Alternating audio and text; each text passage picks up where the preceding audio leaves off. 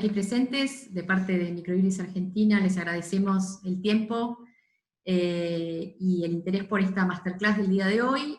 Va a estar hablando el doctor Raúl Ojeda sobre protección del trabajador, salud, vigencia del principio protectorio. El doctor va a tratar en el día de hoy de responder a estas inquietudes, a la expansión del principio protectorio, la base del análisis judicial, el cuidado de la salud de los trabajadores, principios y reglas involucrados. Para quienes no conocen al doctor Ojeda, él es profesor adjunto regular en Derecho del Trabajo y de la Seguridad Social de la Facultad de Derecho de la Universidad Nacional de Buenos Aires, profesor en la Maestría de Derecho de la Universidad de Palermo, con orientación en Derecho del Trabajo en la materia de Relaciones Individuales 3, profesor de la Maestría en Políticas del Trabajo y Relaciones Laborales de la Universidad de Bolonia, en la materia Concertación, Participación y Diálogo Social, profesor invitado de posgrados, maestrías, diplomaturas y doctorados en varias universidades del interior del país, director de posgrados y diplomaturas en colaboración con el Colegio Público de Abogados de Salta, de Viedma y del Alto Valle de Río Negro.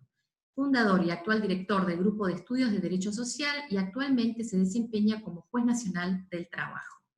Muchas gracias. Bueno, muchas gracias a Microjuris por esta invitación. Muchas gracias a Emilio, que fue un poco el factotum de este encuentro. Y me dieron la opción, la posibilidad de elegir de qué tema hablar. Y bueno, cuando barajamos, dijimos, bueno, ¿qué vamos a hablar? De vuelta del tema de la pandemia, etcétera. No me pareció apropiado porque además hay muchos especialistas dando vueltas sobre el tema y no me parecía como que tuviera algo para aportar. Entonces, menos mal que no escuché la presentación, porque como dijo Chabela Vargas, un documental que vi que es muy provocador, no importa de dónde venimos, sino hacia dónde vamos. Y bueno, no importa todo esto que le pudieron haber contado de lo que yo hice en mi pasado, sino que a dónde los quiero llevar. Bueno, yo los quiero llevar a reflexionar sobre uno de los temas que está abandonado en la agenda y que a mí me provoca mucho disgusto que esté abandonado en la agenda, que es el tema de la prevención de accidentes y enfermedades del trabajo, la seguridad de los trabajadores, etc. Me parece que es un momento para parar la pelota y decir por qué tenemos tanto apuro con el teletrabajo, por qué tenemos tanto apuro con esos debates, y no nos detenemos a pensar en esto que por año provoca la cantidad de muertes de 2 cromañones, ¿no? No nos damos cuenta porque los vamos viendo, van ocurriendo hechos aislados, salvo cuando ocurre algo como Iron Mountain o algo así, que mueren ya muchos juntos, o las minas de Río Turbio, me acuerdo hace como una década atrás. Pero el tema de la prevención de los accidentes del trabajo es un tema que está alejado de la agenda y que a mí me parece que es un tema que nosotros deberíamos recuperar para nuestros debates. Empezar a discutirlo, empezar a ponerlo sobre la mesa y empezar a meter presión para que se cumpla de una vez por todas esa manda de crear una comisión para establecer una nueva regulación de prevención de accidentes y enfermedades que trae la ley 27348, ¿no es cierto? Es un tema muy duro. Ustedes recordarán, yo fui asesor del ministro Tomada y tuve como una de mis funciones elaborar el proyecto integral de prevención de accidentes de trabajo, seguro y reparación. Bueno, el tema de la prevención es un tema que los empleadores no quieren abordar, no hay manera que lo quieran abordar, y lamentablemente tampoco figura en la agenda prioritaria de los sindicatos. O sea, es más una cuestión, si se quiere, de salud pública. O sea, son más los gobiernos los que están interesados en que haya una regulación que los propios actores. ¿Por qué? Y bueno, porque imagínense ustedes que con la alta tasa de siniestralidad que tenemos en nuestro país, tenemos mucha capacidad obrera despilfarrada en accidentes que se pudieron haber evitado con el solo hecho de haberse puesto a planificar la prevención. Bueno, esta charla ya tiene su recorrido. Estaba sacando cuentas acá, noté que con esta charla me invitaron a un asado en Santiago del Estero el 27 de junio del 2019, en Santa Rosa el 11 de octubre del 2019 y en Madrid el 15 de noviembre del 2019. Así que ya ha llegado el momento de soltar esto y proponerlo a ustedes, grabarlo, que quede grabado, no sé, tendré que ponerme a estudiar otro tema para que me inviten a comer asados, pero bueno, me parece muy oportuno que lo discutamos ahora. Bueno, en primer término, ¿por qué el principio protectorio? Bueno, porque lo primero que quiero decirles, aun cuando estamos en pandemia, es que el principio protectorio que tenemos hoy es mucho más fuerte, es mucho más potente que aquel principio protectorio que nosotros conocimos. El principio protectorio que nosotros conocimos, desgarbado, alicaído, derivado del derecho comercial en nuestro país, siendo que en el mundo derivaba del derecho civil, con un puñadito chiquito de normas del derecho comercial fueron construyendo un derecho del trabajo, y hasta que la Constitución incorporó el 14 nuevo, el 14 bis de la Constitución Nacional, en un gobierno de facto, no porque el gobierno lo hubiera querido, sino porque tenía que justificar, en cierto modo, la caída de la Constitución peronista, que sí tenía un alto contenido de derechos sociales, al calor del constitucionalismo social de aquella época, ¿no es cierto? El principio de protección que nosotros conocemos es un favor débilis, es un principio que está a favor de la parte más débil de una contratación, y esto es lo que a veces pone en tela de juicio si hay algunos trabajadores que son verdaderamente débiles o no, según algún voto de la Corte Suprema que le da relevancia al silencio de ese sujeto por no considerarlo débil. No es el tema de la charla, ya lo vamos a hablar esto en el Colegio de San Martín la semana que viene. No estoy para nada de acuerdo con esa caracterización.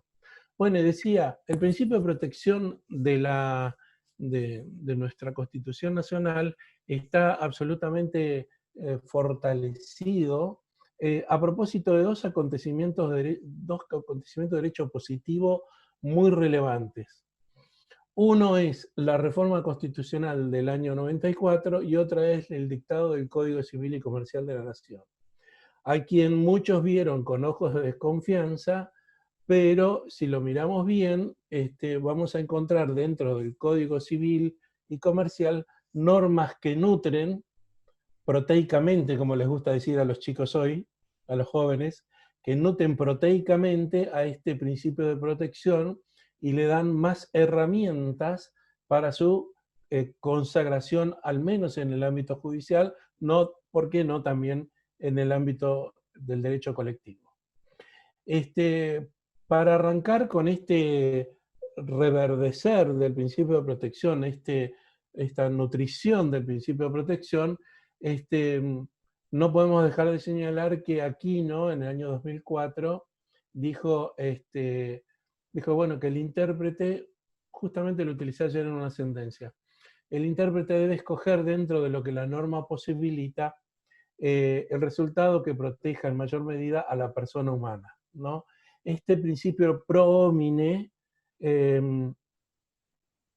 que nos hace aterrizar de golpe, gracias a esa corte gloriosa de la primera del 2004 y a la pluma de Rolando Cialdino, nos hace aterrizar fuertemente, nos da como cachetazos para que despabilemos Y recordemos que el hombre, no por hombre o mujer, todos los géneros, no por entrar a una fábrica se desprende de su traje de derechos humanos y los deja colgados en el vestuario, ¿no es cierto? Una persona que ingresa al ámbito laboral no deja de ser persona, no pierde ninguno de sus atributos eh, de persona humana. Bueno, ¿para qué usé yo esto, por ejemplo, ¿no? En el PROMINE? Bueno, una sentencia que saqué ayer, que recién se fue notificada hoy, que decía, por ejemplo, para que vean que todo esto tiene utilidad práctica, ¿no? El trabajador dice, un trabajador de una calificación medio dudosa dice, reincorpóreme, señor juez, me despidieron en plena pandemia. Y la empresa viene y dice, bueno, pero con la crisis económica que hay, no puedo sostenerlos, voy a quebrar, si usted me obliga a reincorporarlo, voy a quebrar, van a perder. Y yo, bueno, la verdad que no puedo prever el futuro, pero a mí la Declaración Universal de los Derechos Humanos del año 1948 me dice que yo debo escoger la decisión que proteja en mayor medida a la persona humana. La empresa luego verá si consigue financiación, si consigue de algún modo solucionar estos problemas. Lo cierto es que la persona humana no tiene otro recurso que el trabajo. Bueno, veremos qué diga después la jurisprudencia, la Cámara, digamos, ¿no? Bueno, no contento con esto, el mismo Aquino, que es un fallo que se refiere justamente al tema que nos convoca, que es la seguridad de los trabajadores, pero en general viene bien no leer los fallos compartimentados, los fallos de la Corte, porque la Corte no podría decir blanco en materia de derecho al consumidor y negro en materia de derechos humanos, o de derechos laborales, o en derecho civil y comercial. Digamos, la Corte tiene una doctrina y el derecho es uno solo, y nuestra división en materias hace a una cuestión de comodidad, de aprendizaje y de desarrollos profesionales, nada más. Pero bueno, aquí no nos trae esto del principio, nos recuerda que tenemos un principio constitucional, que es el principio constitucional de la justicia social. ¿Y qué es este principio de justicia social? Bueno, dice, las leyes deben ser interpretadas a favor de quienes deben ser, al serles aplicadas, en este sentido, consiguen o tienden a alcanzar el bienestar. ¿Y por qué el bienestar se resalta en la frase? Porque viene del preámbulo de la Constitución Nacional, según el fallo Berkait del año 74, viene del preámbulo de la Constitución Nacional cuando dice promover el bienestar general. Obviamente que cuando un intérprete, en este caso un magistrado, pero puede ser un legislador, un operador jurídico, un sindicato, una mesa de enlace, lo que fuera, obviamente cuando un intérprete tiene que promover el bienestar general, dentro del concepto de bienestar general tiene sujetos con distintas capacidades y poderes. Y promover el bienestar general no significa darles a todos igual, porque eso sería una igualdad matemática absolutamente absurda, sino que es justamente equilibrar los poderes y los dotes. Entonces, es muy importante esto del principio constitucional de la justicia social, que nos recuerda el fallo Aquino, porque sumado junto al PROMINE, nos van haciendo un principio protectorio mucho más gordito, mucho más robusto, que el que nosotros suponíamos que teníamos. Nosotros nos manejábamos tibiamente con el 14 bis de la Constitución Nacional y principalmente con el artículo 9 de la Ley contra el Trabajo. Bueno, pues la Corte nos dice, ustedes se están quedando cortos. Se han quedado cortos con su interpretación, acuérdense además de esto. Bueno, no cortos con esto, tenemos el Pacto Internacional de los Derechos Económicos, Sociales y Culturales, que en su artículo 2.1 establece el principio de progresividad. ¿Qué debates podríamos armar hoy con la pandemia respecto de cómo se aplica el principio de progresividad, ¿no?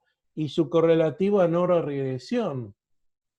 Bueno, viene a cuento entonces decir qué es lo que dice el Pacto Internacional de los Derechos Económicos, Sociales y Culturales en este artículo que dice que, bueno, en los estados deben agotar hasta el máximo de sus recursos para lograr progresivamente por todos los medios apropiados, incluso en particular la adopción de medidas legislativas, la plena efectividad de los derechos reconocidos en el Pacto Internacional de los Derechos Económicos, Sociales y Culturales.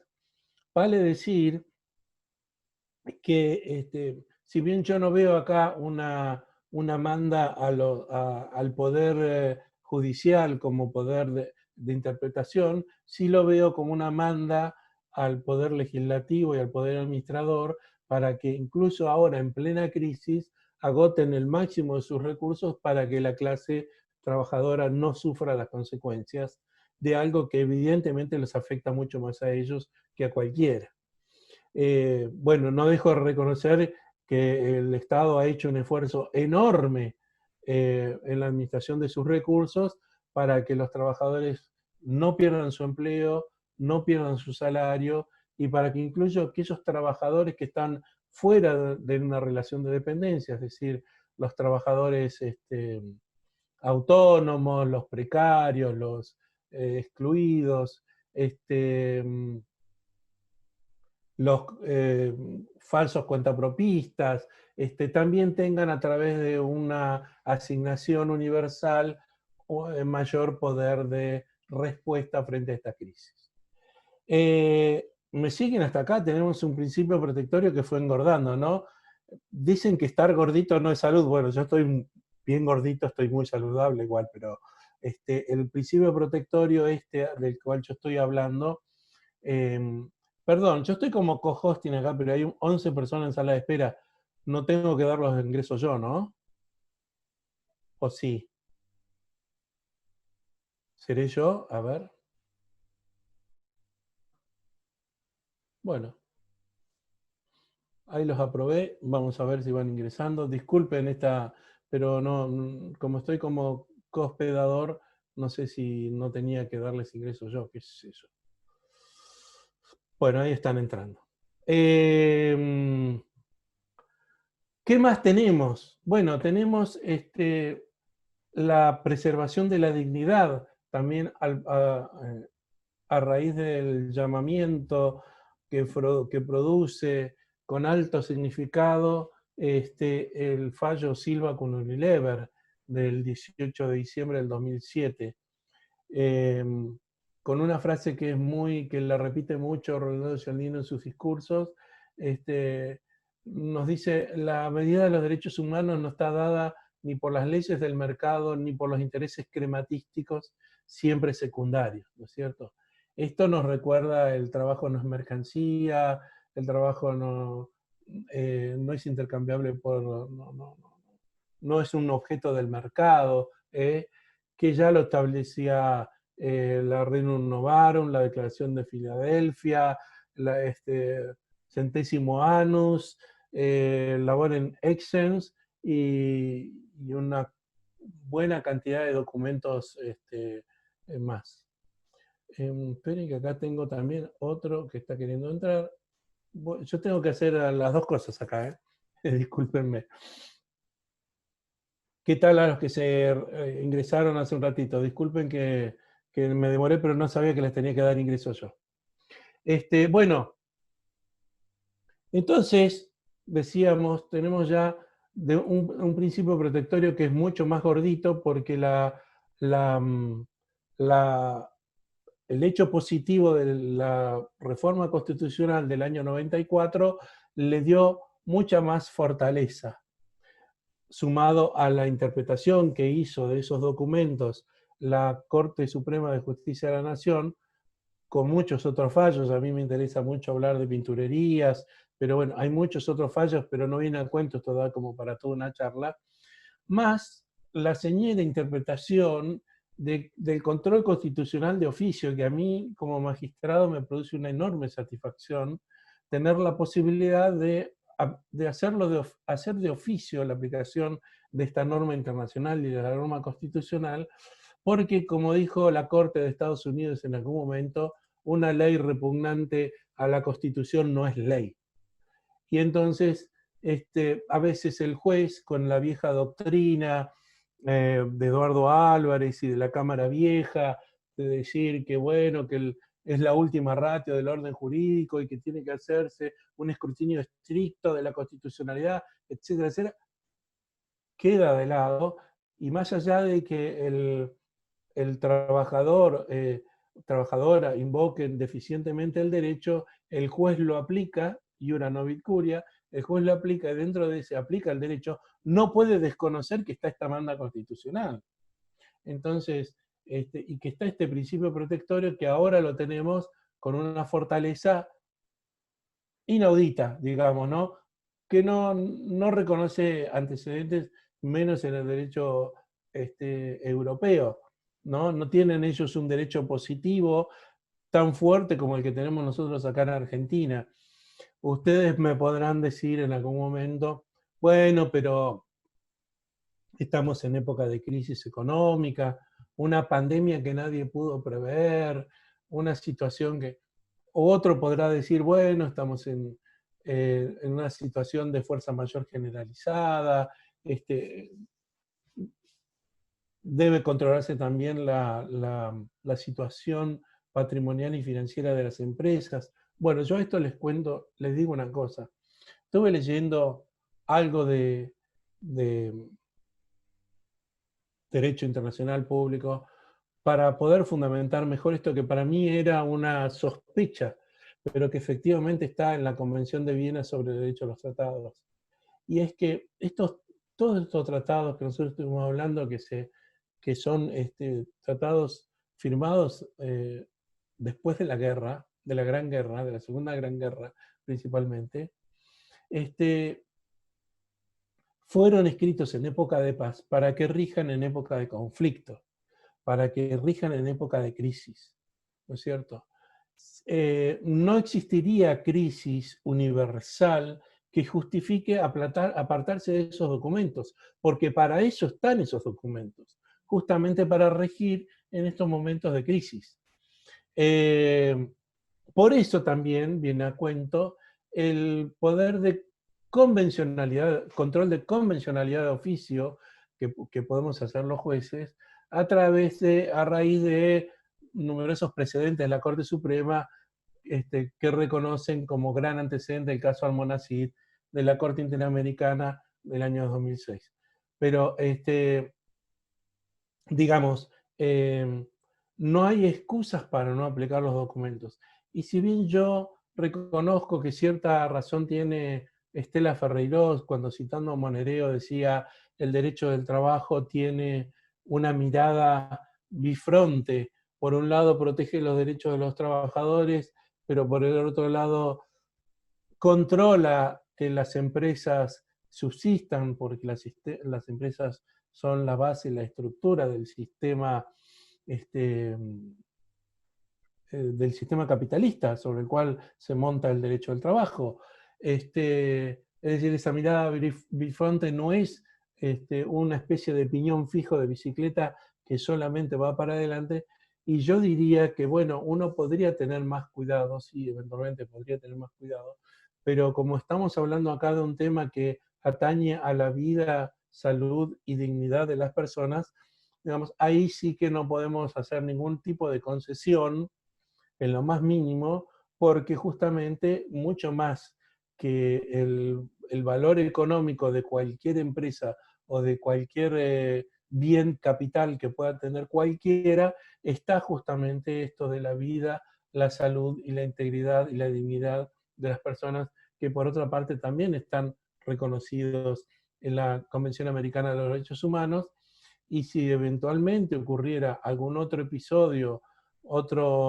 episodio magno de muertes de trabajadores en su puesto de trabajo, ante esta situación de desidia de los poderes públicos en la hora de regular y controlar, bien nos podría poner en las puertas de la Corte Interamericana porque hemos desatendido esa manda, ¿no es cierto? El gobierno, o el Estado, no el gobierno, el Estado, a través de sus diversas composiciones desde el año 70 a la fecha, no ha tocado el tema y, digamos, muy mal está en que eso sea así.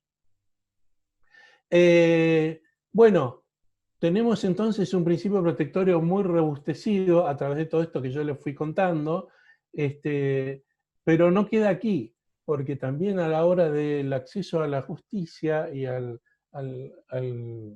incorporarse a un proceso laboral, también la Corte ha dado determinados guiños a favor de no ser tan rigurosos con la carga de la prueba, estableciendo una carga repartida de la prueba, en sus casos Pelicori del año 2011, Cisnero contra Saeta del año 2014 y Varela con Disco del año 2018, utilizando términos que son más propios de las resoluciones cautelares que de las resoluciones de fondo, porque habla de que debe acreditarse los hechos prima facie, verosímilmente, es decir, que sean creíbles, no que sea un examen exhaustivo como exigía la jurisprudencia anterior, más que nada tratándose de cuestiones atinentes a derechos fundamentales, ¿no es cierto? Más que nada tratándose de cuestiones de derechos fundamentales y de aquellas cuestiones que ocurren normalmente en la intimidad o en la soledad, o donde no hay testigos, o la prueba es muy difícil de recoger, porque los pocos testigos que quedan están desempeñándose para los empleadores, etcétera, etcétera.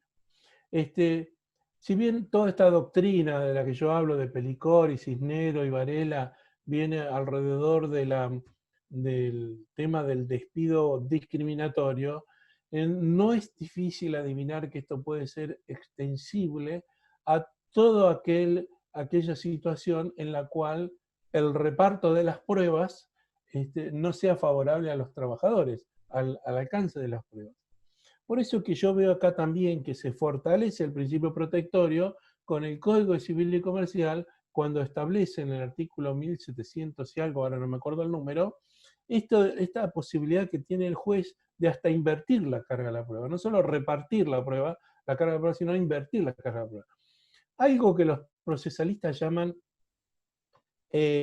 principio de colaboración procesal, ¿no es cierto? Entonces uno podría llegar a invertir el juego de roles dentro del procedimiento en la medida en que tenga algún indicio, alguna sospecha, no porque sí, digamos, ¿no? Pero porque haya, como decíamos ayer en una reunión, si tiene trompa, orejas grandes, y tamaño voluminoso y patas de elefante, y puede llegar a ser que sea un elefante, ¿no es cierto? Bueno, démosle la posibilidad al otro de probar que no es un elefante, que a lo mejor es un hipopótamo.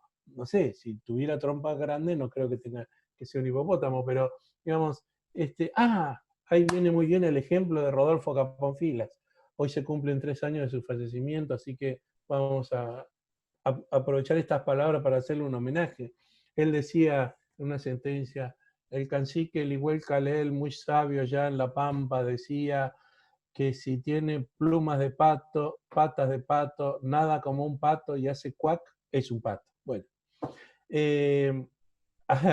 algún indicio tenemos que tener de que es un pato, y luego será la otra parte quien deba acreditar o demostrar que no estamos ante una situación de exceso, que no estamos ante una situación arbitraria y que efectivamente los hechos ocurrieron de tal o cual modo. Yo lo uso esto, lo cuento así a modo de chimento para distraerlos un poco, porque esto se está poniendo pesado ya. Yo lo cuento esto, lo uso esto, por ejemplo, con las horas extras, ¿no es cierto? Le digo, bueno, a ver, ¿cómo hace un trabajador para probar que un día trabajó 1 hora, otro día trabajó 2, otro día trabajó 4? ¿Cómo lo hace? No lo hace, es la prueba imposible, la prueba diabólica. Sin embargo, el empleador tiene la posibilidad de traer los registros de horarios. Más si los testigos vienen y me dicen, hay registros horarios, fichábamos tarjeta. Le digo, bueno, ¿por qué no me trajo la ficha reloj? ¿Por qué no me trajo los registros horarios? No colaboró con la elucidación de los hechos debatidos. Pues en este caso entonces estoy utilizando esta doctrina de Pellicori, de Cisnero, de Varela, en un sentido incluso que va más allá de aquello que fue previsto, como es el derecho a no ser discriminado, sino también en un proceso regular y común. Quiero decirles que hasta ahora la Cámara de Apelaciones del Trabajo ha confirmado todos los pronunciamientos que dicté en ese sentido, así que es posible que podamos creer que ya es una tendencia. Bueno, pero mejor aún de estos fallos, tenemos Parra Vera de la Sala 5, el famoso Parra Vera que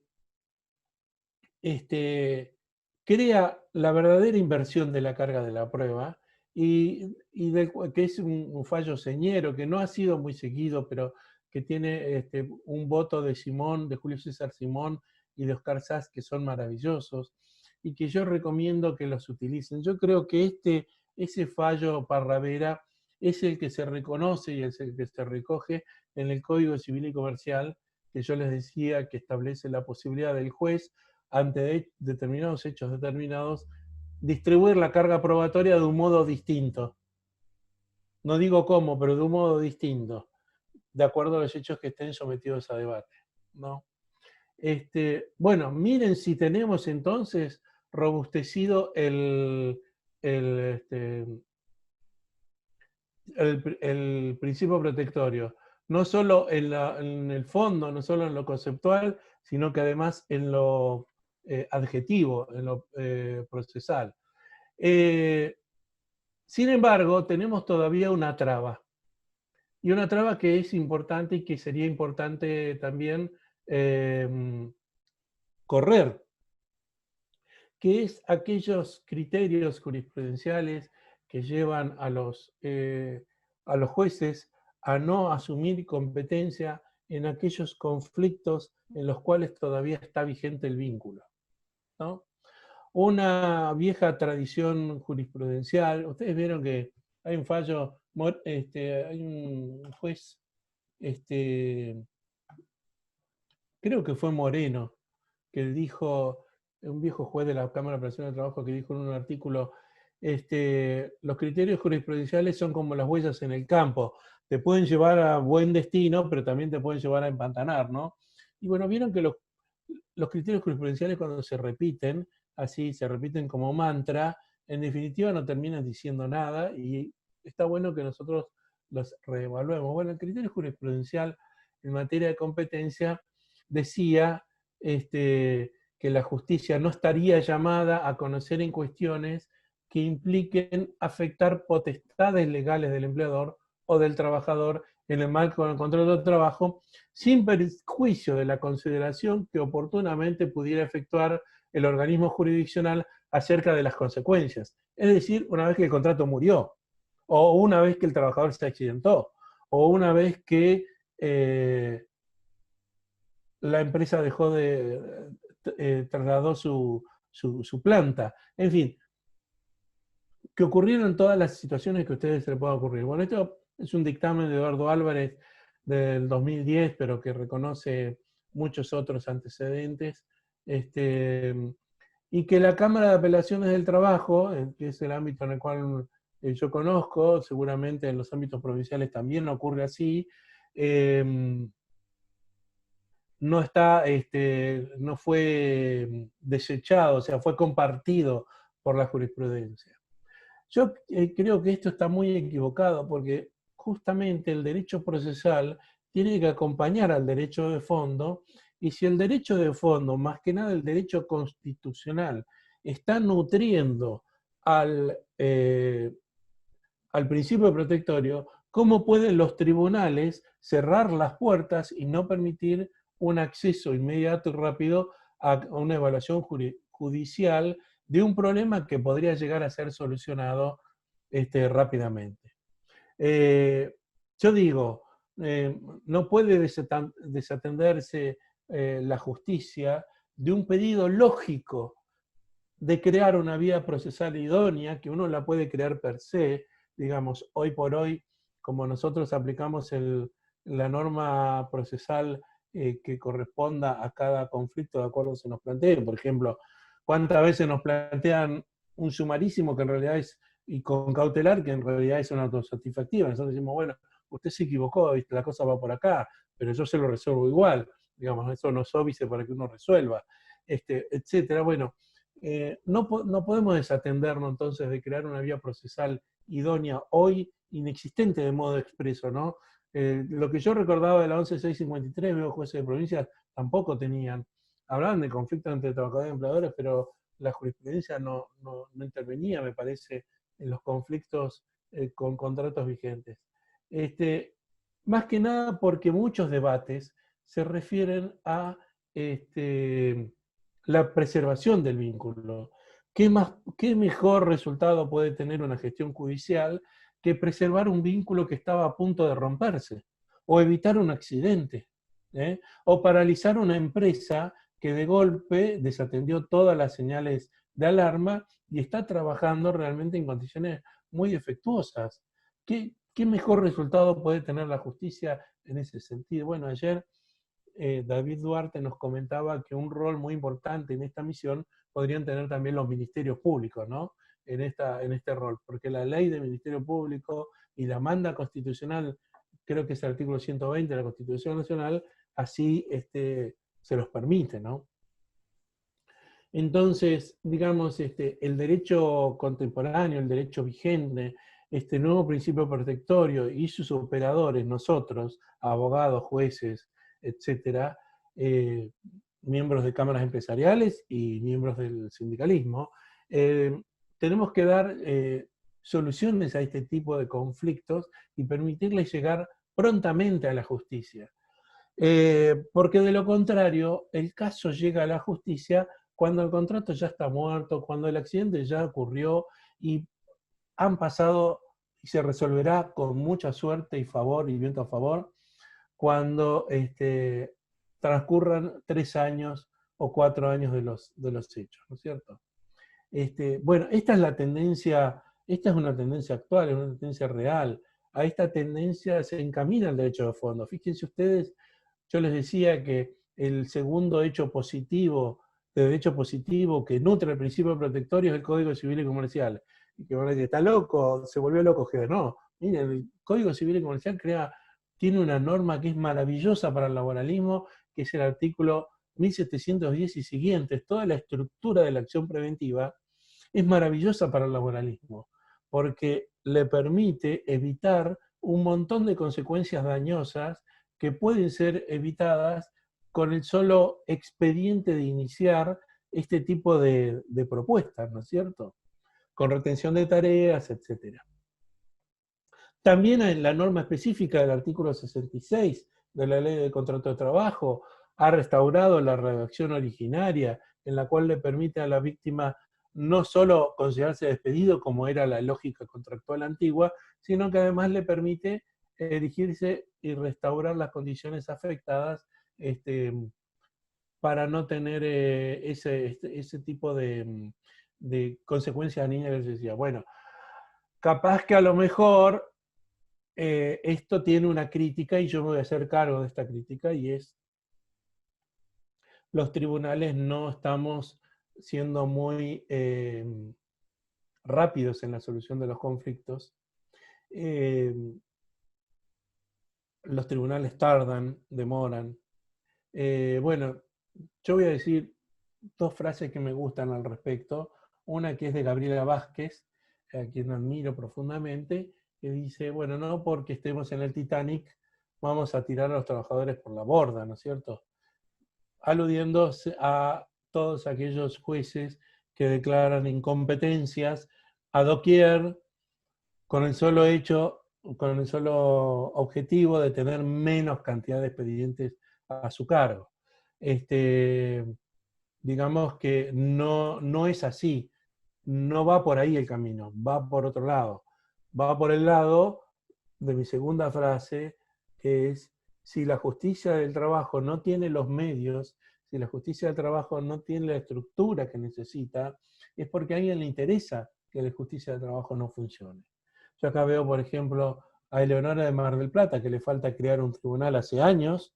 La veo a Marina Gabriela de Morón, que con 3 o 4 tribunales, no recuerdo cuántos son 3 o 4 o 5, abarcan una extensión territorial enorme. La Matanza, 5 o 6 tribunales en una extensión territorial y personal que implicaría ser la 4ª provincia argentina. O sea, si alguien deja que estas cosas sigan así, es porque a alguien le interesa, le funciona, le sirve que la justicia del trabajo no funcione. Digamos, nosotros haciendo nuestro trabajo deberíamos ser prohijar, cobijar, hospedar todo este tipo de reclamos y deberíamos procurar que nuestras autoridades consigan los recursos que hacen falta. No podemos decirle, como a veces digo en broma, la efectividad de los derechos sociales cuando falta toner. No podemos decir, no, mire, no le puedo resolver el caso porque nos falta toner. No podemos decir eso. No podemos mandarlo a la cola y que espere 3 años, como ocurrió en un conflicto hace muy poquito, que me tocó dictar sentencia, que estuvo 2 años y pico dando vueltas entre incompetencias, una madre que pedía licencia por adopción. 3 años después, la criatura ya está, digamos, menos mal que la solución que dio el empleador en ese caso fue absolutamente responsable, le dio la licencia a él y se la pagó él. Pero ella lo que quería, con una actitud militante envidiable, es que el Estado le reconociera los mismos derechos que la madre gestante, ¿no es cierto? Y bueno, y llegó a sentencia después de 3 años sin que se hubiera agregado un papel al expediente, excepto declaraciones de incompetencia. En fin, bueno, esas son las cosas que nosotros los jueces debemos evitar y que, como decía Genut, los jueces del trabajo tienen una especial visión de la cuestión social. Esto no puede ocurrir. Una madre dando vueltas de aquí para allá no puede ocurrir. Y ustedes, cada uno de ustedes conocerá seguramente algún caso en que eso ha ocurrido. Bueno, ¿qué más decíamos? Bueno, fortalecido el principio protector, y ya cierro con esto, queda mucho más para hablar de esto, pero digamos, si no, no vamos a entrar en el tema de la prevención de accidentes de trabajo. Las acciones autónomas que trae el Código Civil y Comercial. El 1710 y siguiente establece esta acción que es maravillosa. A mí me encanta la acción preventiva. Ya me han tocado un par de acciones preventivas. Me parece muy bien que se inicien porque evitan justamente que el daño sea grande, sea mayor, etc. ¿Quién es el sujeto legitimado de la acción activa? Para mí, el sujeto número 1 debería ser el sindicato, que es el representante colectivo, ¿no es cierto? Si los sindicatos no agarran esta posta, si los sindicatos no se avivan y miran, van a venir las ONGs, como pasó con el caso Fredo. Van a venir las ONGs y después anda a cantarle a Gardel que las ONGs te están ganando la lucha por la disputa, por los, ¿cómo se llama? Por los espacios de representación colectiva. O va a ocurrir, como me pasó a mí en el caso Borda, lo tuve como juez de primera instancia, que vino el Ministerio Público de la Defensa a patrocinar a Borda. Porque el sindicato de trabajadores ¿cómo se llama? De los choferes de colectivo no la acompañó en el reclamo. Entonces ella fue al Ministerio Público de la Defensa a pedir, y ahí el equipo de Estela Maris Martín, etcétera, la acompañaron y hicieron, bueno, ese planteo que finalmente terminó en sentencia favorable en primera y segunda instancia, ¿no? Creo que ese caso, junto a Cisneros, van a dar bastante tela para cortar en las estructuras machistas de poder, digamos, ¿no? Porque justamente está muy bueno que los sindicatos acompañen ese tipo de reclamos, que no se queden atrás. Bueno, y otra acción importante, y con esto ya cierro el tema del fortalecimiento del principio protectorio, es la acción autónoma de cumplimiento contractual. Sumado a lo que ya establece el 66 de la Ley del Contrato de Trabajo, después de la 26088, ahora el artículo 10 del Código Civil y Comercial, con similar factura, con similar confección que el artículo 1 de la Ley General Antidiscriminatoria, establece que se deberán dejar sin efecto los actos abusivos. Miren qué vuelta de rosca que se le dio a la vieja regulación del Código Civil, que decía no se tolerarán los actos abusivos. No, acá se deberán dejar sin efecto y se mandarán a pagar los daños y perjuicios que esa conducta hubiera irrogado. Vale decir que acá tenemos una acción autónoma que nos puede servir para un montón de situaciones. Me viene a la mente, porque estamos trabajando en este tema, pero me viene a la mente el tema de la violencia laboral. Dígame si no hay un caso de libro más grande, más patético, que el abuso de derecho puesto de manifiesto o ejecutado a través de una hipótesis de violencia laboral. ¿Hasta aquí vamos bien? ¿Sí? ¿Están despiertos? A ver. Mario Samuel, lo veo ahí. ¿Qué tal? ¿Va bien hasta aquí? ¿Y Tati? ¿Bien? ¿Sí? Bueno. Valeria, yo me traje a todos los amigos para que me escuchen. Es increíble lo mío. Soy fabuloso.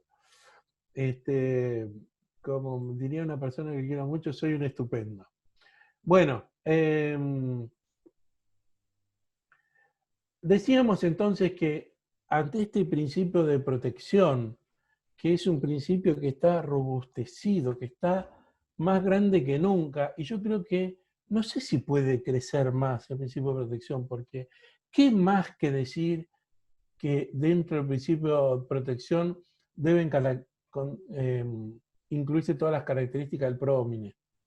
¿Qué más que eso podemos decir? Yo creo que es muy difícil, o sea, sí vamos a poder ir desilvanando las distintas características de este nuevo principio protectorio, pero no creo que podamos llegar a encontrar máximas expresiones que estas, derivadas de esta reforma constitucional, de este Código Civil y de esta interpretación jurisprudencial que les he narrado hace poquito.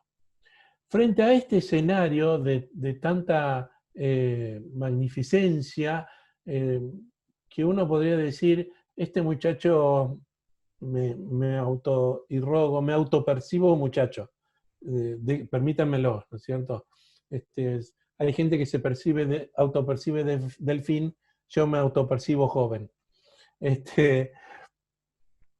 Ustedes pensarán, este joven bebió, porque esto no ocurre en la realidad, no está en la práctica, no lo vemos en la calle. Esta situación de un principio protectorio robustecido, fuerte, no lo vemos. Bueno, justamente porque no se ve, porque los ámbitos académicos no lo reproducen, es que la gente tiene miedo y tiene temor que esta emergencia se los lleve puestos.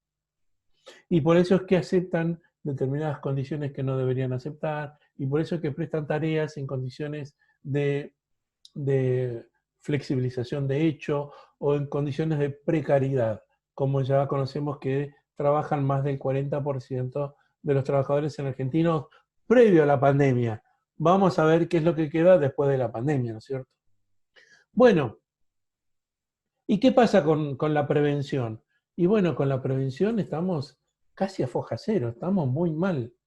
Estamos muy mal porque la ley 27348 prometió evaluar íntegramente el régimen de prevención de accidentes de trabajo que está vigente desde la época del gobierno de Lanusse, creo que es Lanusse, o Onganía, no sé, uno de esos dos era, que no tuvo debate en democracia, y sin embargo, esa comisión para evaluar esas características y ese nuevo repartir de los deberes de prevención no se produjo. ¿Qué es lo que observo yo? Observo falta de voluntad por parte del actor empresarial, falta de incentivos por parte del sector sindical y falta de fortaleza por parte del sector gubernamental. Es decir, hablando de tripartismo, los tres tienen algo de responsabilidad en esta falta de regulación. Y digo, esta falta de regulación es una falta de regulación muy alevosa, ostentosa, porque entre otras cosas tenemos un nuevo actor en materia de prevención que no tiene del todo claro cuáles son sus roles, más allá de lo que dice el artículo 4 de la Ley de Riesgo de Trabajo, y que aún así no los cumple. Pero tenemos nuevas técnicas, tenemos nuevas formas de producir. Los conceptos que tiene la Ley de Higiene y Seguridad en el Trabajo son absolutamente perimidos, son del primer industrialismo. Ahora estamos en una época tecnológica que no puede no puede ser pasada por alto, que no puede ser soslayada, porque en eso justamente lo que ocurre, en esa asimetría que hay entre trabajadores manuales y trabajadores intelectuales, es que se produce este enorme ejército de discapacitados que produce el sistema de relaciones laborales argentinas por año. Porque nosotros acá debatimos en estos ámbitos qué pasa con los trabajadores, cuánto tienen que cobrar, si está bien o está mal la opción excluyente, si está bien o está mal este decreto 699, qué dijo la Corte en materia de retroactividad de las prestaciones económicas, qué dijo la Corte o qué va a decir la Corte respecto de este tránsito obligatorio por las comisiones médicas previo a llegar a tribunales. Ven que nuestras preocupaciones y nuestros debates giran en torno a la plata, nada más, en torno al dinero. ¿Quién se preocupa por el trabajador después de que se llevó ese dinero a la casa?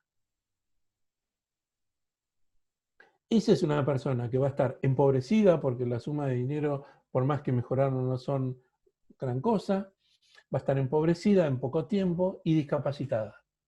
Es decir, con menos capacidad para procurarse su pan, su alimento. Tal vez, si la discapacidad es grande, hasta va a ser una carga para la familia. A ustedes, o sea, digamos, esto es un tema serio, más allá de que uno tenga su convicción espiritual profunda respecto de la dignidad de las personas humanas. No puede ser que nos sea indiferente que esto ocurra año a año. Yo cada vez que libro un giro de un trabajador que se accidentó y se lleva buen dinero, digo, ojalá que haga buen uso de este dinero, ¿no es cierto? Es muy posible que no, porque no están entrenados para hacer un buen uso del dinero. Pero bueno, Milone así lo dijo y así lo estableció luego la legislación, siguiendo a Milone. A mi modo de ver, Milone es un fallo equivocado, pero bueno. El problema ahí en Milone no era el sistema de rentas, sino la cuantía de la renta. Porque si yo a un trabajador le sustituyo el salario hasta la edad jubilatoria y le mantengo los aportes de obra social y jubilación, estoy haciendo una verdadera reparación, además de alguna suma por daños y perjuicios, ¿no? Pero el problema es que Milone mezcló todo, nombró el convenio 17 de la OIT, mezcló todo y finalmente terminó tratando al sistema pago-renta como si fuera un sistema pago en cuotas. Que efectivamente lo que estaba mal era la cuantía. Pero si se hubiera establecido un sistema al estilo 208, como después estableció la reforma del año 2012, no habría pasado gran problema, no habríamos tenido gran inconveniente. Bueno, no, el 1694 fue la del 208, 1694 del 2009. Bueno, disculpen que a veces me voy por la rama, pero bueno. Tampoco me acostumbro a este sistema. Yo estoy muy acostumbrado a presentar oradores, pero no estoy muy acostumbrado a hablar en una pantallita y no verles las caras, no ver cómo se acomodan. Bueno, ahí están tomando mate, por ejemplo. Eso me cae muy bien. Estaría muy bueno que me conviden un mate. ¿eh?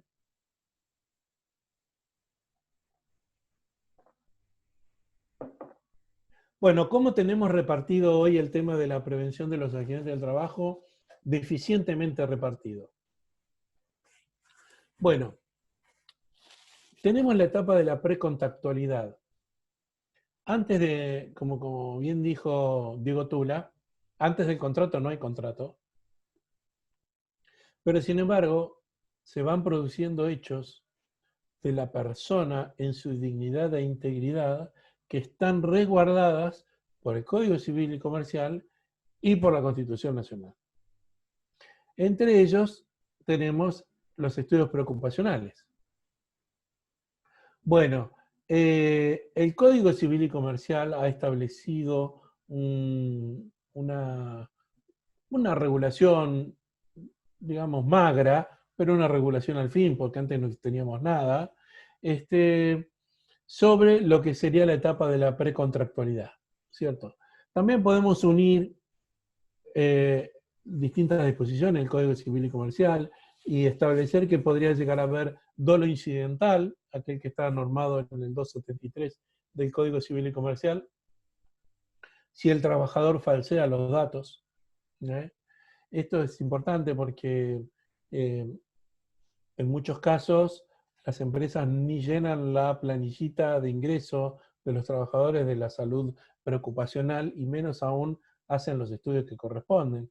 Por lo tanto, muchas veces se comen un problema mucho más grande cuando si hubieran sido diligentes podrían haberlo evitado. Recuerden que la única manera de evitar cargar con toda la historia de concausalidad es acreditar cuál es aquel marco preexistente. Y ese marco preexistente, ¿cómo lo probó? Con el examen preocupacional.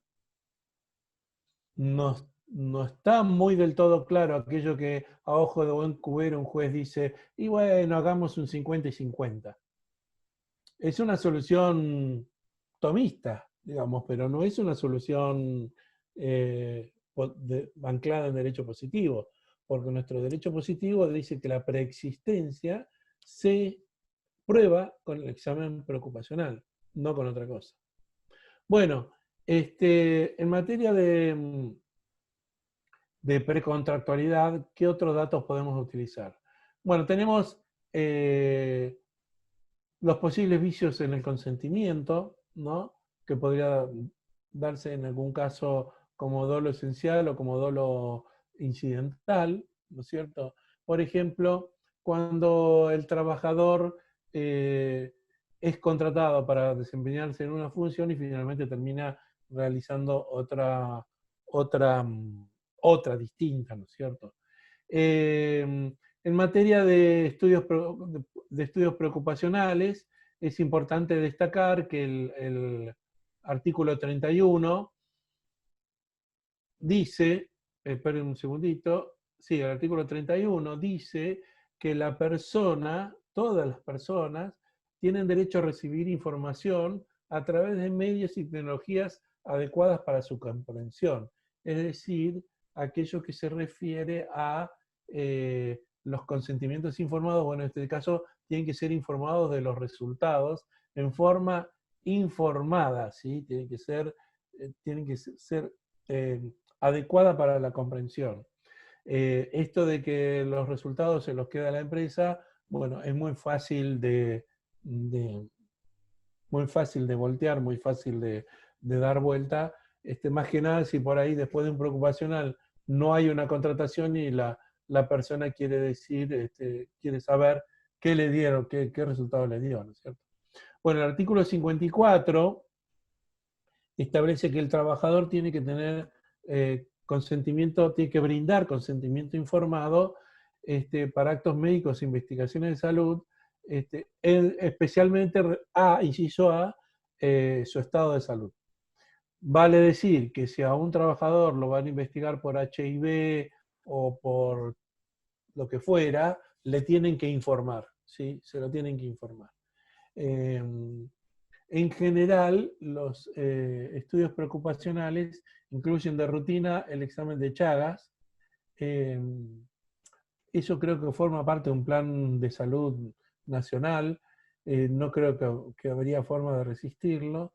Y respecto del HIV, bueno, es un tema que nosotros venimos discutiendo hace ya 15 años o 20, respecto de la obligatoriedad del trabajador de hacerse los estudios aunque sea a través de una práctica invasiva como es la extracción de sangre, ¿no es cierto?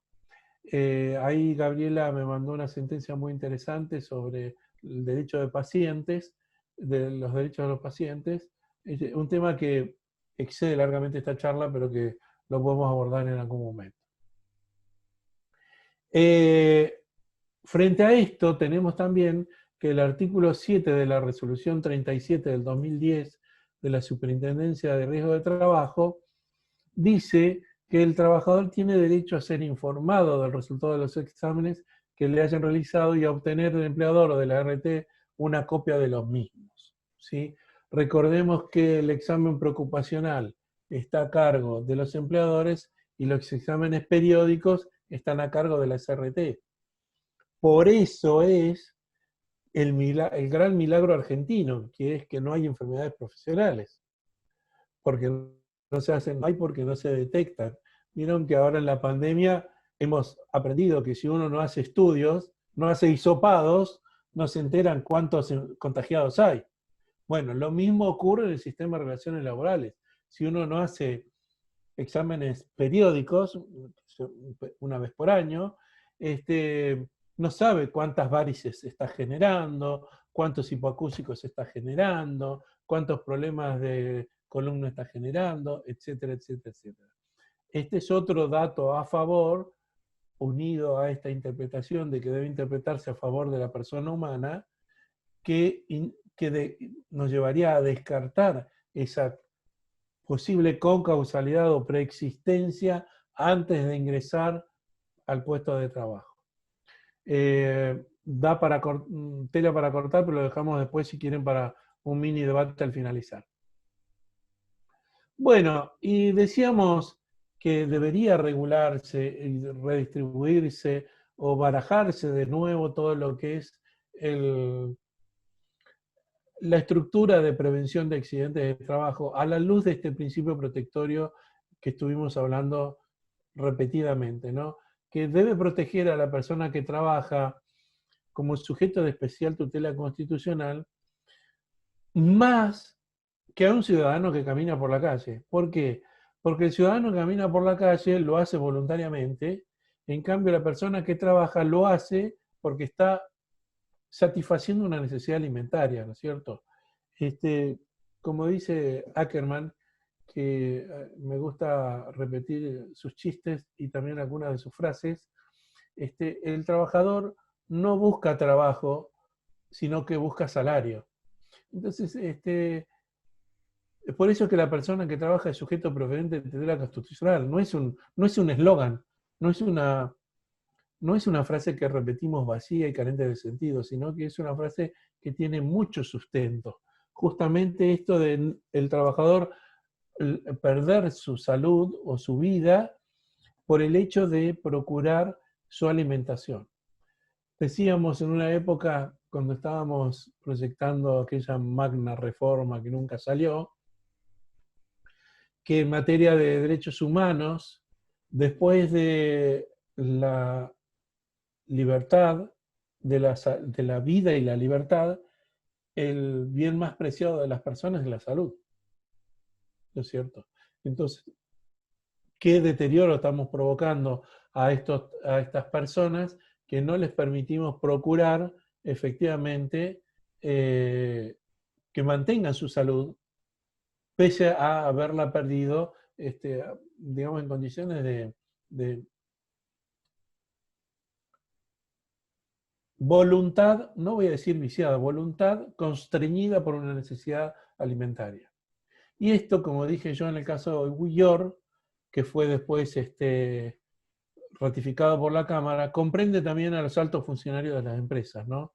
Porque una persona tiene sus necesidades básicas o más complejas, pero no deja de ser trabajador y de solucionar ese complejo núcleo de necesidades en función de un trabajo en relación de dependencia.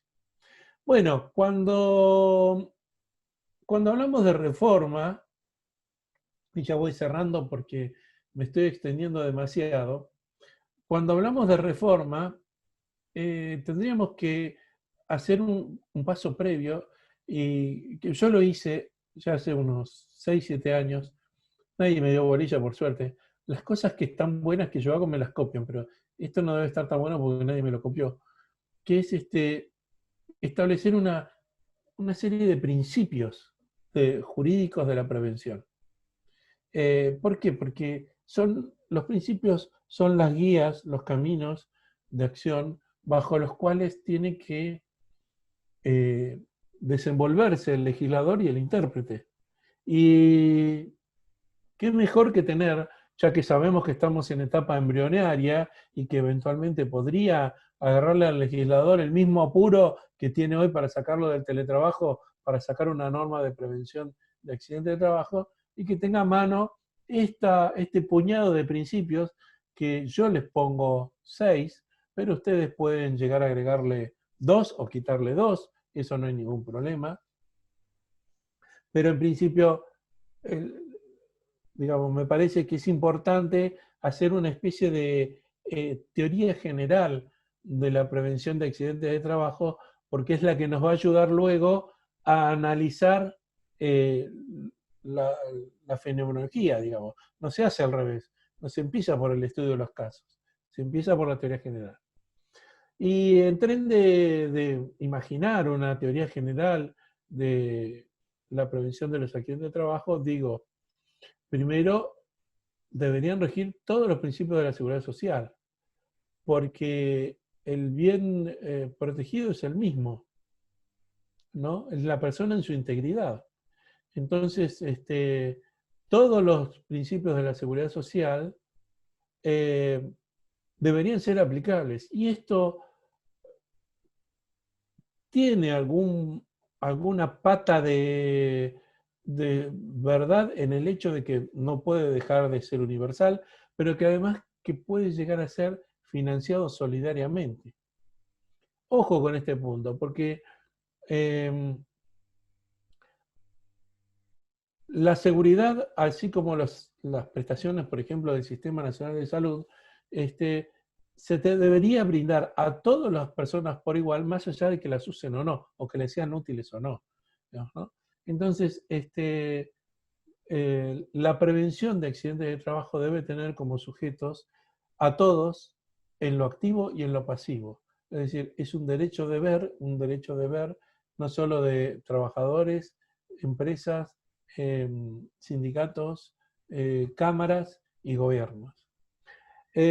¿Cuál sería el principio específico propio, digamos, me parece a mí? ¿Cuál es el principio particular, individual? ¿Cuál sería el protectorio del, por darle una característica, ¿no? el más importante, el protectorio de la teoría general de la prevención de accidentes? Y a mí me parece que es el de la dignidad de la persona humana.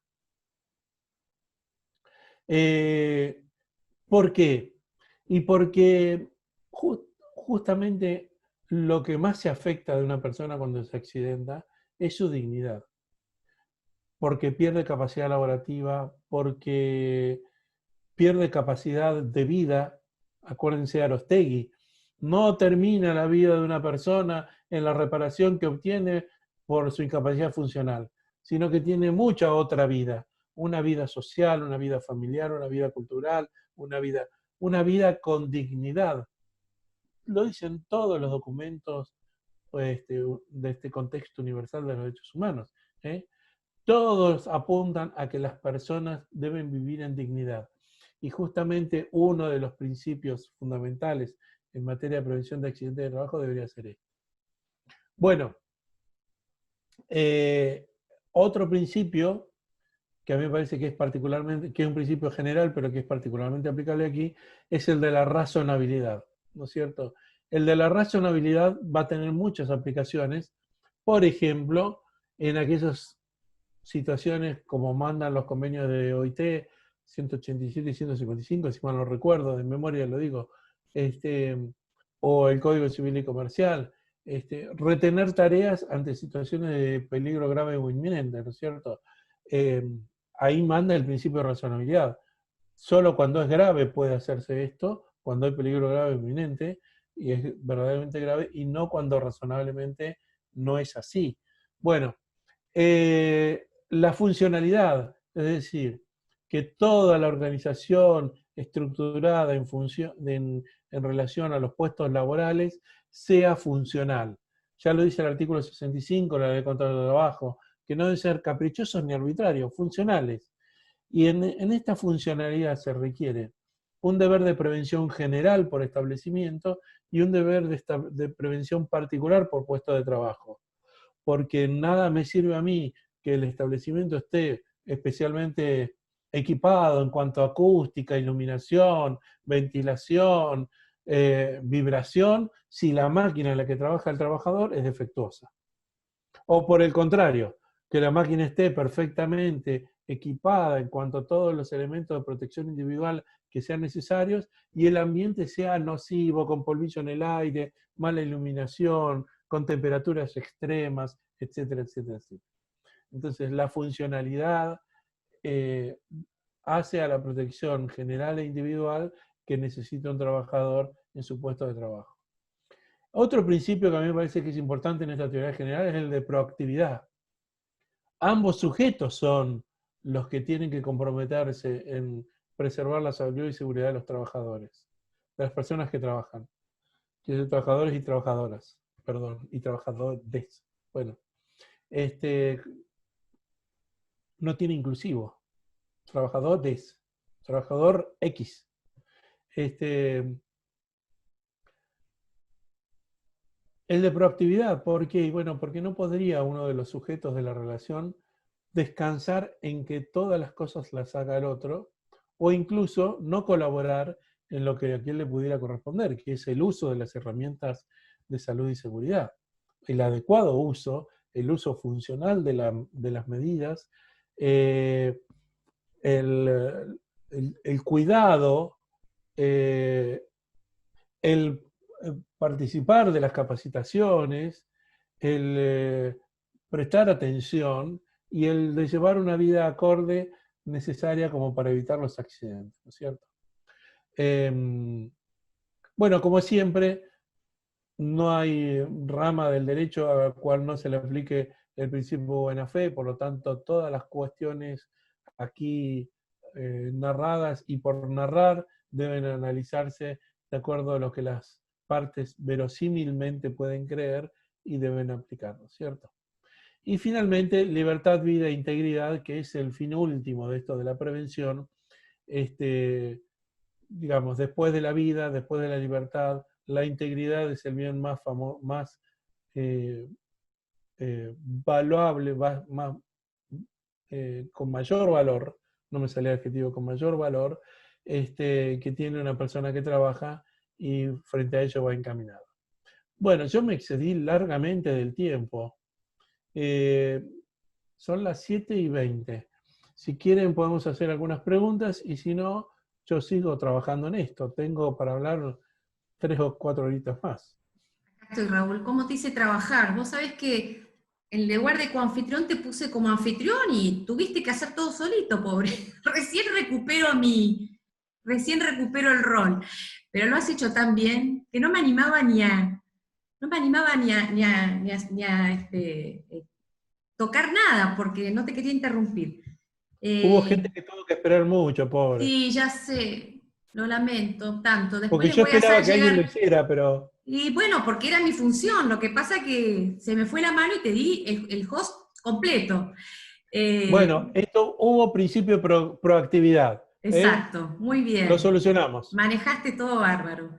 Bueno, si quieren abrimos un segmento de consultas. Ha habido algunas preguntas ya, si querés me voy para atrás un poquito. A ver.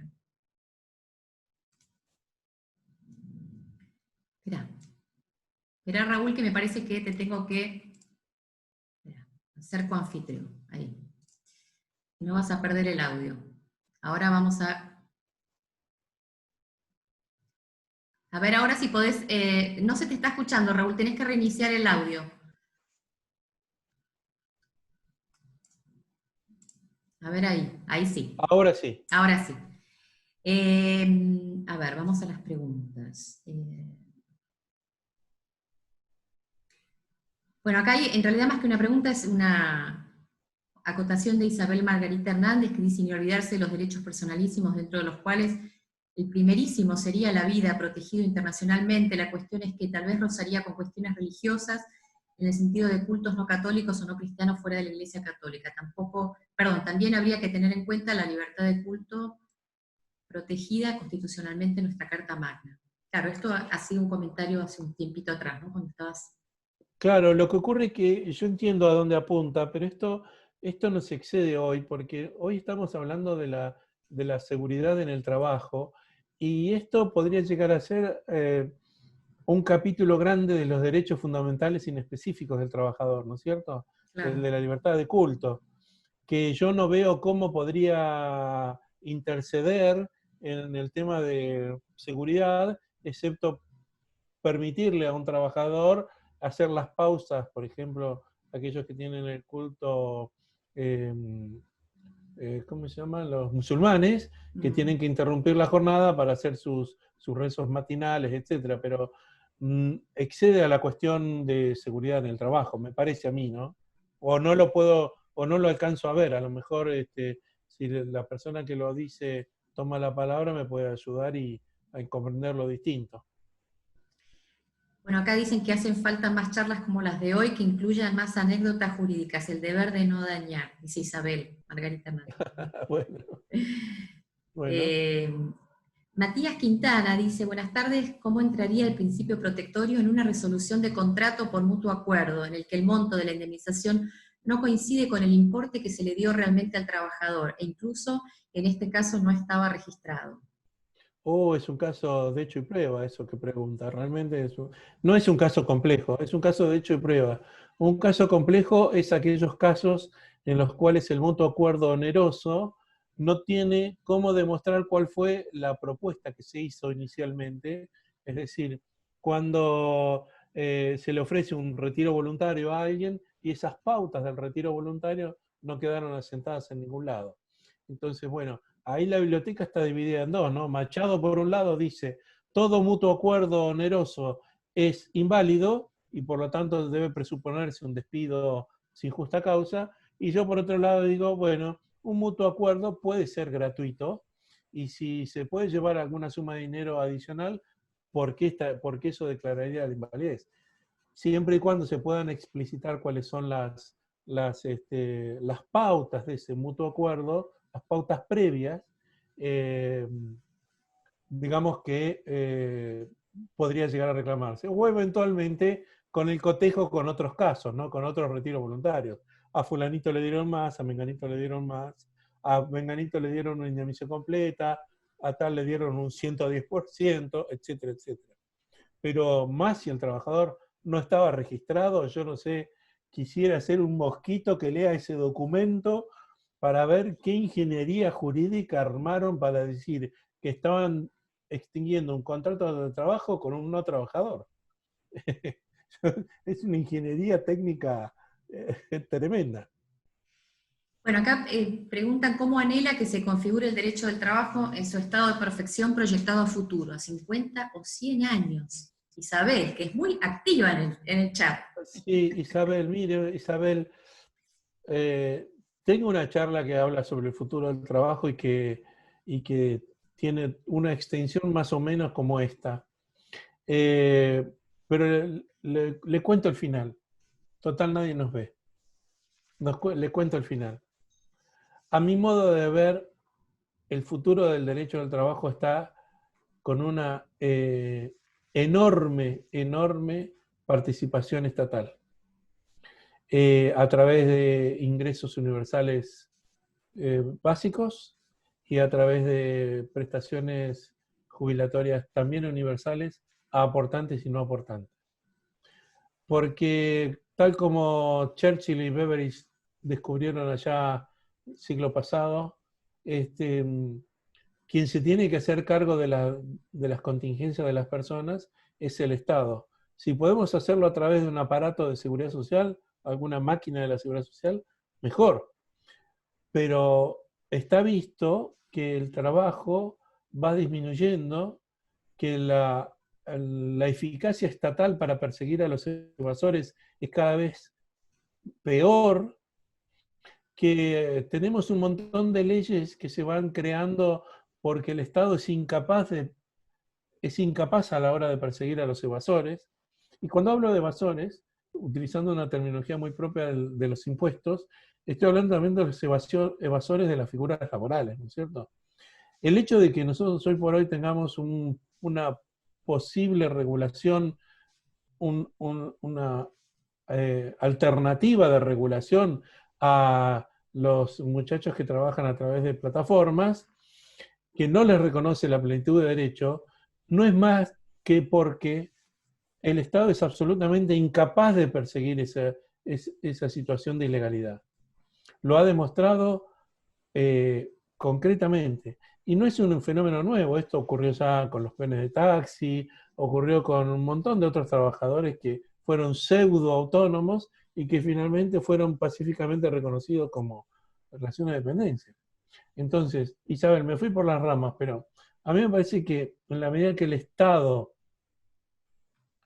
no mejore su eficiencia a la hora de perseguir la elusión y evasión contractual, el futuro del derecho al trabajo, al menos en Argentina, va por el lado de una mega participación estatal para contener el desborde social que implica que la gente en relación de dependencia o fuera de la relación de dependencia esté en condiciones de pobreza o indigencia.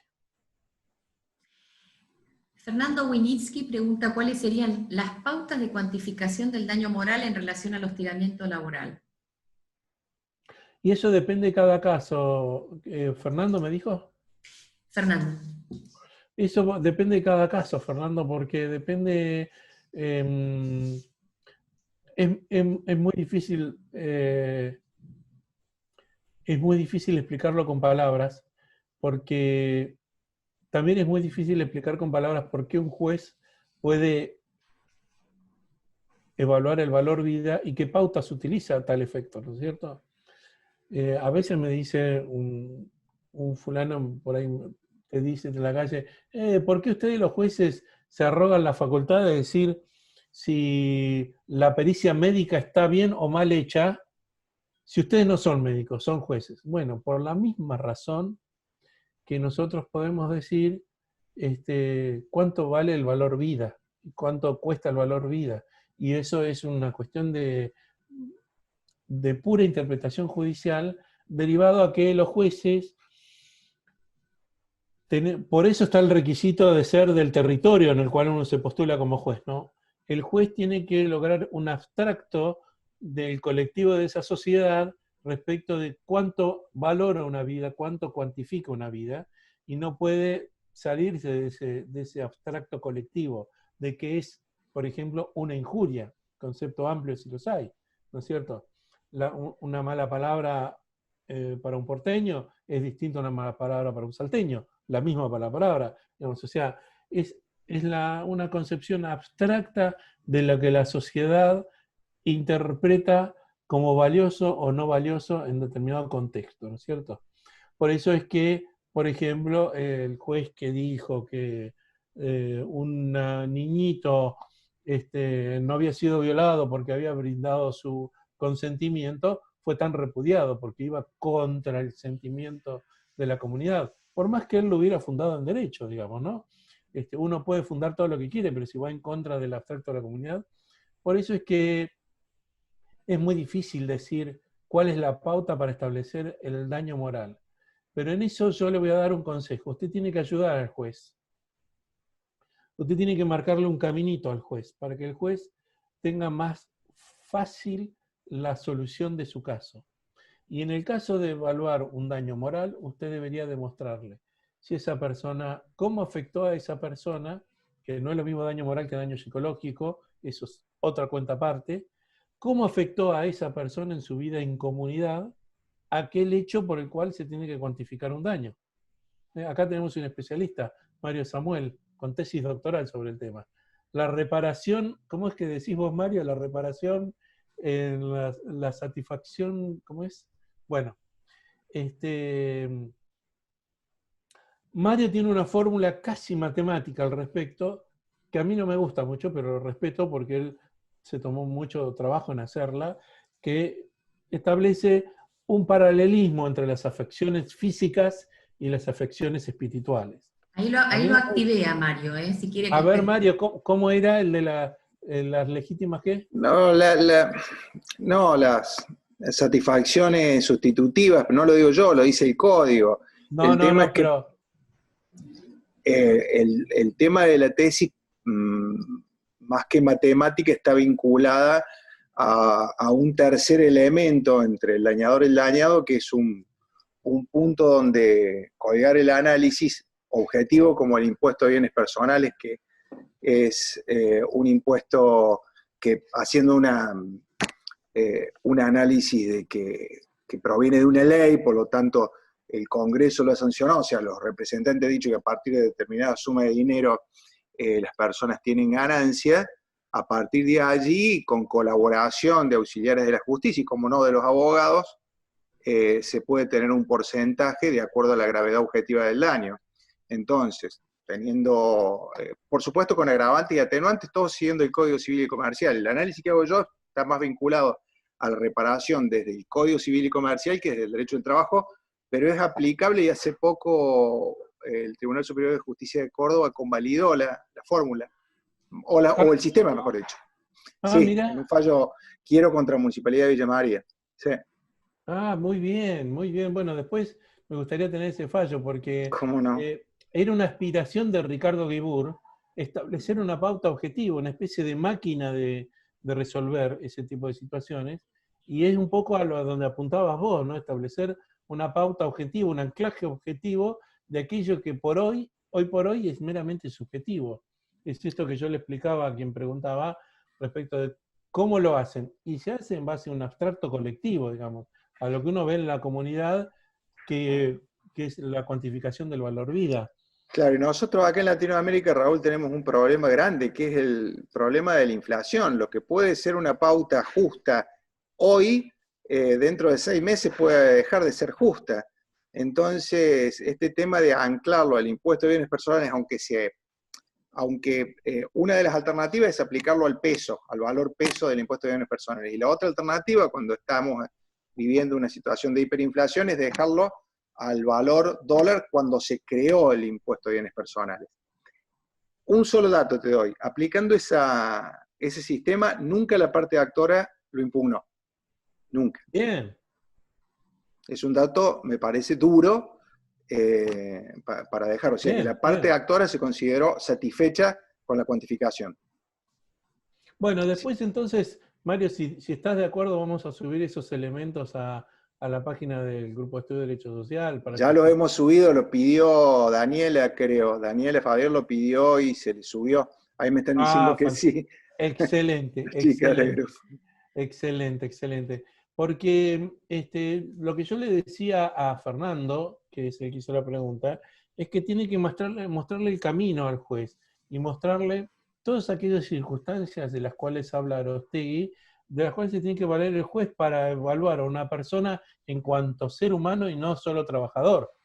Entonces, tiene que mostrar cómo es su vida en sociedad, tiene que mostrar si va al club, si no va al club, si tiene actividades culturales, si tiene familia, si tiene un niño pequeño al cual no puede asistir al colegio o a los actos, o que no puede alzarlo a UPA o ir a jugar, o si todo lo que pudiera demostrar, señalar y demostrar, lo tiene que hacer.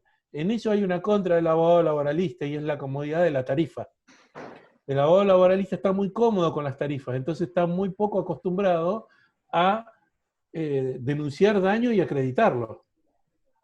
Yo te voy a decir algo más, Raúl. Yo creo que el abogado laboralista en general se queda corto. Mirá lo que te voy a decir, ¿eh? En general se queda corto. Pues a mí me ha pasado en la jurisdicción de que impuse un daño superior, después el Tribunal Superior de Justicia me lo redujo a lo que había planteado la parte actora. En un caso de una persona que dejó de ser lo que era, o sea que no hay peor daño moral que una persona que pierde su propia identidad. Y eso no lo digo yo, lo decía la pericial psicológica sobre la víctima del infortunio. Una persona que se identificó como un trabajador toda la vida, que por esta circunstancia de los accidentes dejó de poder tener la capacidad de hacerlo, no solamente pierde una capacidad laborativa, sino que en este caso su autopercepción como trabajador y persona que podía de esa manera solventar no solamente su vida, sino la de su familia, se difuminó. ¿Y eso cuánto dinero lo paga? No hay. Bueno, pero en general nuestros superiores no están acostumbrados a aquello que los pone en brete y les quita poder de decisión. Porque, por ejemplo, si no, ¿cómo justificás que los superiores tribunales de todos los territorios todavía mantengan la ley de desindexación? ¿No es cierto? Si uno pudiera evaluar, aún con la ley Martínez-Raimonda, una indemnización en valor de kilos de pan, indudablemente no resistiría el análisis de aplicar tasas de intereses, y menos aún tasas de intereses mezquinas como se aplican en algunos territorios, ¿no es cierto? Sí, Así vos te que, referías a la tasa pasiva de provincia, por ejemplo, de provincia por de Buenos Aires. ejemplo, sí. Claro. Por eso es que yo estoy fallando ya a favor de la declaración de inconstitucionalidad y aplicando IPC-CAVA, que es lo que dice la ley contra el trabajo, pero ya me han revocado y no creo que resista. Por más que la lógica sea simple, calculemos la cantidad de kilos de pan que se compraba en aquel momento y la cantidad de kilos de pan que se compraría hoy. Raúl, yo hace 4 años decidí aplicar la tasa activa, porque por esto mismo que decís vos, o los servicios que se aumentaban y que no se veían reflejados en los índices que reflejaban la inflación, porque estaban un tanto oscuros esos índices. Y bueno, en una época me lo casó el Tribunal Superior de Córdoba. Y en los últimos tiempos hubo 2 fallos que, no sé si se habrá pasado de largo, pero quedó firme la tasa activa, lo cual, por lo menos acá el Banco Provincia de Córdoba tiene 3 tasas activas, que son bastante altas, ¿no? Tiene 3 diferentes, la cual tenemos que optar por una de las 3. Mirá qué interesante, acá Amalia Leiva dice: los abogados nos falta aprender cómo acompañar al accidentado en el pedido de las prestaciones en especie.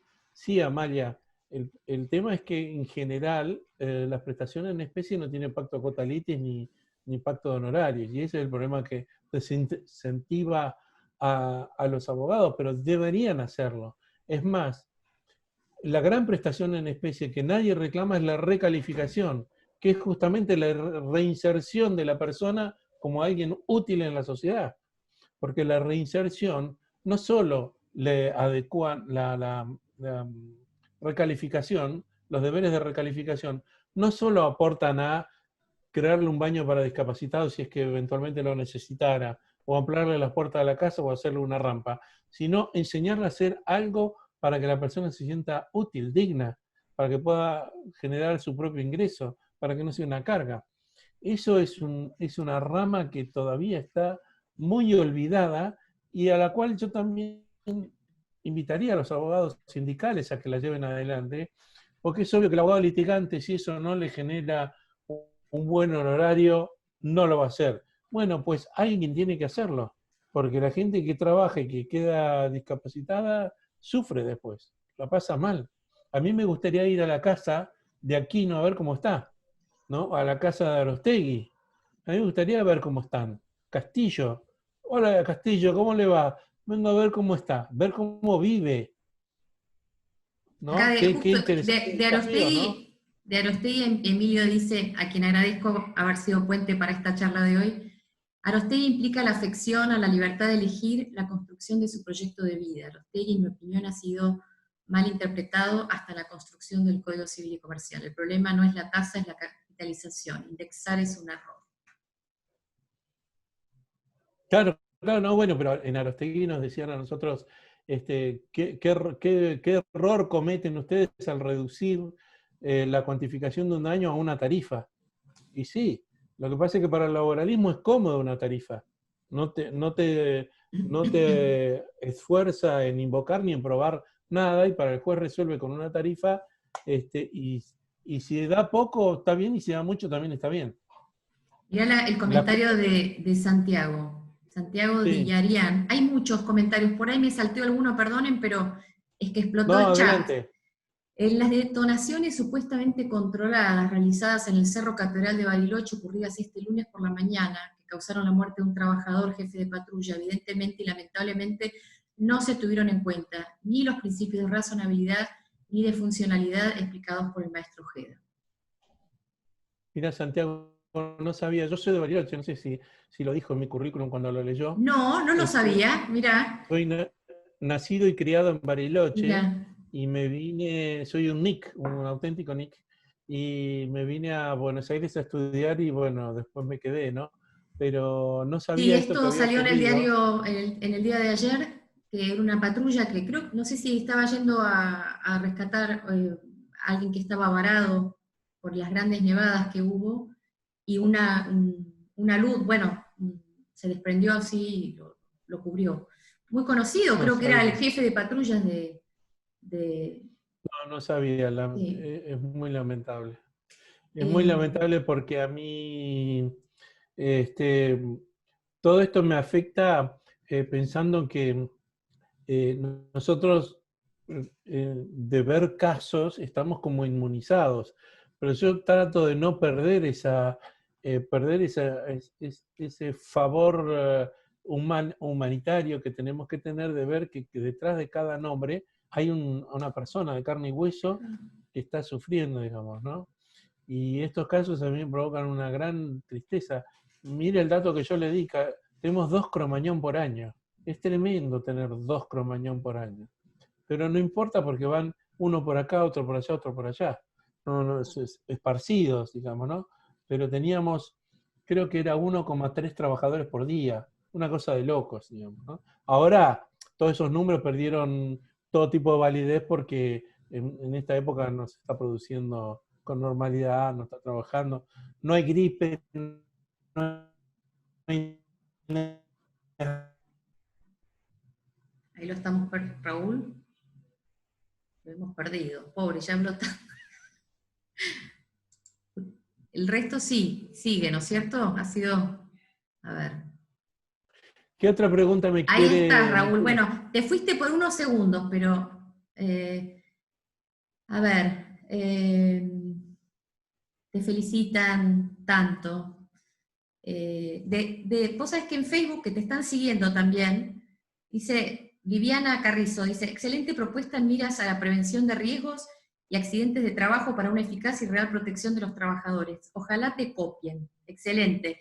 Qué importantes apreciaciones y precedente tan valioso en relación al daño moral. Lo hemos perdido, Raúl. Se nos fue.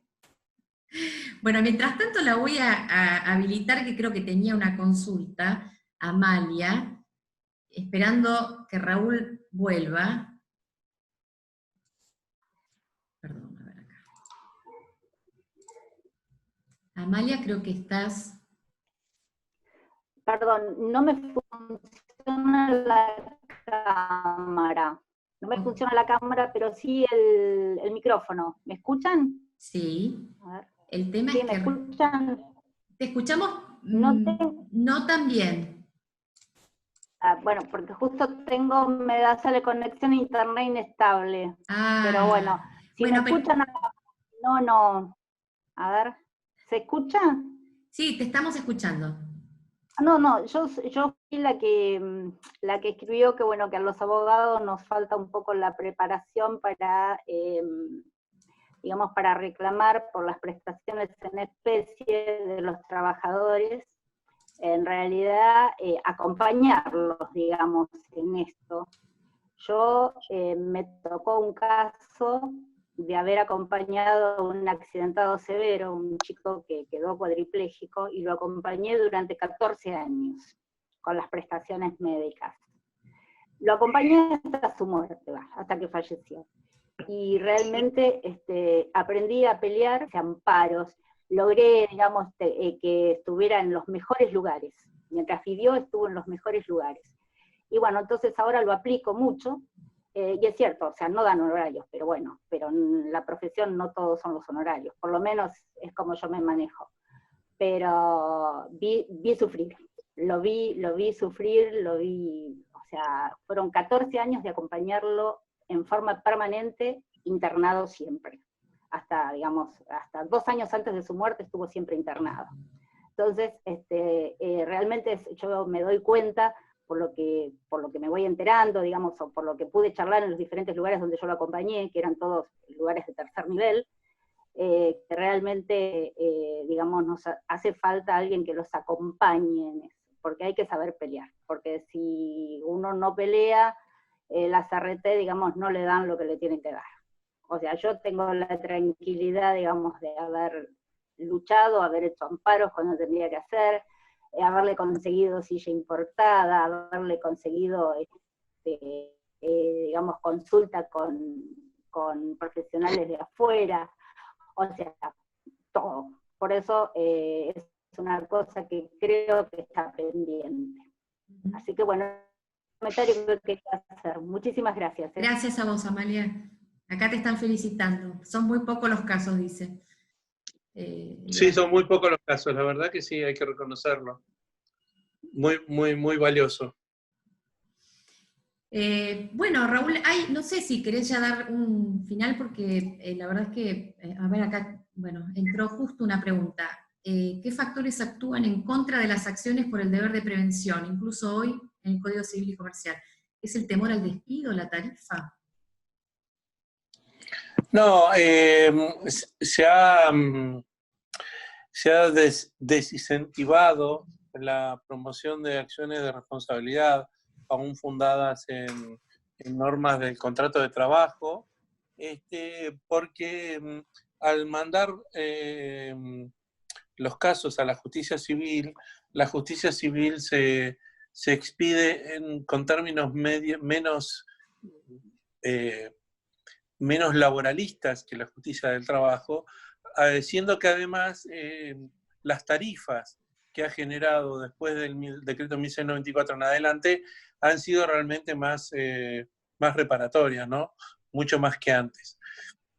Recuerdo que estábamos dando un curso de riesgo de trabajo en Santiago del Estero y acababa de ocurrir la trágica caída de un micro lleno de gendarmes, y fallecieron como 20 gendarmes, y que abogados presentes en la sala contaban que algunas viudas se presentaron y preguntaron si había algo más para reclamar, y que dijeron, bueno, no vamos a tener ningún juez que nos dé una suma superior a lo que la tarifa nos ha dado.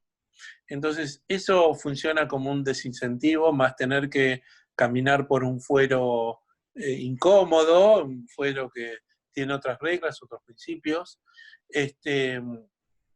sumado a que hoy por hoy, salvo declaración de inconstitucionalidad, la víctima o sus derechohabientes tienen que optar por un sistema u otro.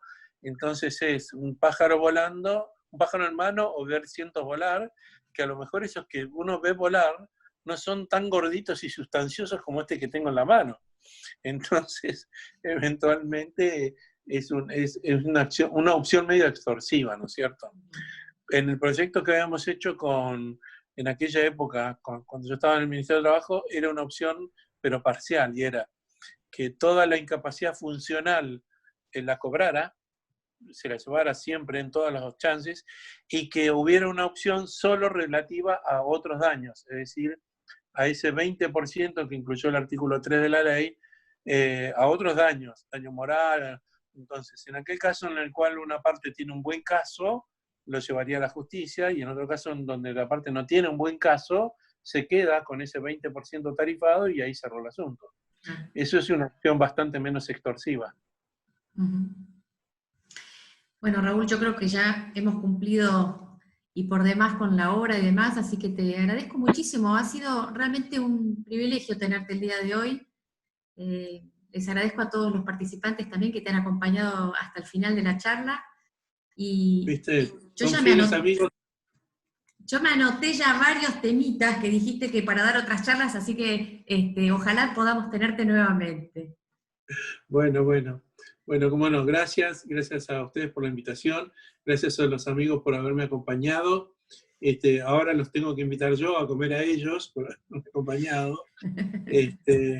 Pero bueno, fue un gusto, y fue un gusto que esto lo escucharan gente que no lo había escuchado antes, porque siempre a mí me da la oportunidad de confrontar saberes A mí no me interesa que me digan que tengo razón. A mí me interesa que me cuestionen, así es una forma de crecer, digamos, ¿no? Así que, bueno, esta charla va a tener rebotes. Seguro. La gente que me conoce me va a mandar sus comentarios y seguramente con esto vamos a seguir creciendo y apostando a un futuro mejor. En homenaje a Rodolfo Capón Filas, que hoy se cumple su tercer año del fallecimiento. Gran persona. Muchísimas gracias. Gracias a ustedes. Gracias y hasta nuestro próximo encuentro. Hasta luego. Hasta luego.